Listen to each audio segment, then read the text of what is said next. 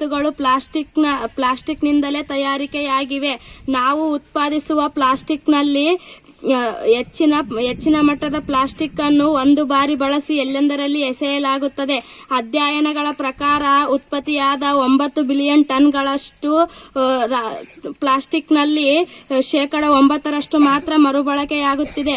ಬಹಳಷ್ಟು ತ್ಯಾಜ್ಯ ವಸ್ತುಗಳು ಭೂಭರ್ತಿ ಅಥವಾ ತ್ಯಾಜ್ಯ ಸಂಗ್ರಹಣೆಯಾಗಿ ಪ್ರಕೃತಿಯಲ್ಲಿ ಹಾಗೆಯೇ ಉಳಿಯುತ್ತದೆ. ಇದೇ ರೀತಿ ಬಳಕೆ ಹಾಗೂ ತ್ಯಾಜ್ಯ ನಿರ್ವಹಣೆ ಮುಂದುವರೆದರೆ 2050ರ ವೇಳೆಗೆ ನಮ್ಮ ಪ್ರಕೃತಿಯಲ್ಲಿ ಸರಿಸುಮಾರು 12 ಬಿಲಿಯನ್ ಟನ್ಗಳಷ್ಟು ತ್ಯಾಜ್ಯವಿರುತ್ತದೆ. ಬಹಳಷ್ಟು ತ್ಯಾಜ್ಯ ವಸ್ತುಗಳು ಕೊಳೆಯುವುದಿಲ್ಲ. ಬದಲಿಗೆ ಅವು ಮೈಕ್ರೋ ಪ್ಲಾಸ್ಟಿಕ್ ಎಂದು ಕರೆಯಲ್ಪಡುವ ಅತಿ ಚಿಕ್ಕ ಚೂರುಗಳಾಗಿ ಉಳಿಯುತ್ತವೆ. ನಾವು ದಿನನಿತ್ಯದಲ್ಲಿ ಬಳಸುವ ಪ್ಲಾಸ್ಟಿಕ್ ಚೀಲಗಳು, ವಸ್ತುಗಳು ಸಾವಿರಾರು ವರ್ಷಗಳಾದರೂ ಕೊಳೆಯದೆ ಭೂಮಿಯಲ್ಲಿ ಹಾಗೆ ಉಳಿದುಕೊಳ್ಳುತ್ತವೆ. ಅವುಗಳಲ್ಲಿ ಹೆಚ್ಚಿನವು ಎಂದರೆ ನಾವು ದಿನನಿತ್ಯ ಬಳಸುವ ಪ್ಲಾಸ್ಟಿಕ್ ಬಾಟಲಿಗಳು, ಪ್ಲಾಸ್ಟಿಕ್ ಚೀಲಗಳು, ಆಹಾರ ಪ್ಯಾಕೇಜ್ಗಳು, ಸ್ಟ್ರಾಗಳು ಮುಂತಾದ ವಸ್ತುಗಳು ನಮಗೆ ಕ್ಯಾನ್ಸರ್ ಮತ್ತು ಸಂತಾನಹೀನತೆ ಅನೇಕ ಕಾಯಿಲೆಗಳನ್ನು ತಂದೊಡ್ಡುತ್ತವೆ.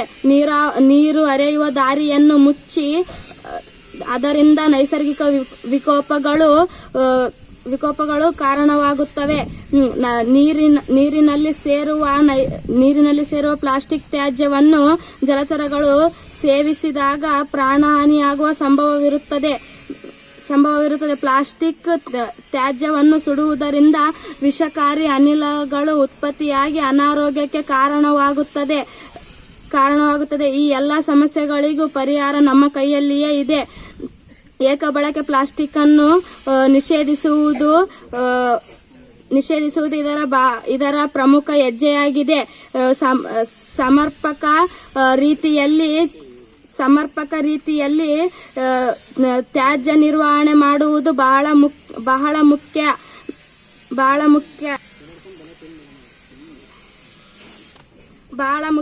ಪ್ಲಾಸ್ಟಿಕ್ ತ್ಯಾಜ್ಯವನ್ನು ಎಸೆಯದೆ ಸಮರ್ಪಕವಾಗಿ ವಿಂಗಡಿಸುವುದು ಬಹಳ ಮುಖ್ಯ. ಕರ್ನಾಟಕದ ಪ್ರತಿ ಜಿಲ್ಲೆಯಲ್ಲಿಯೂ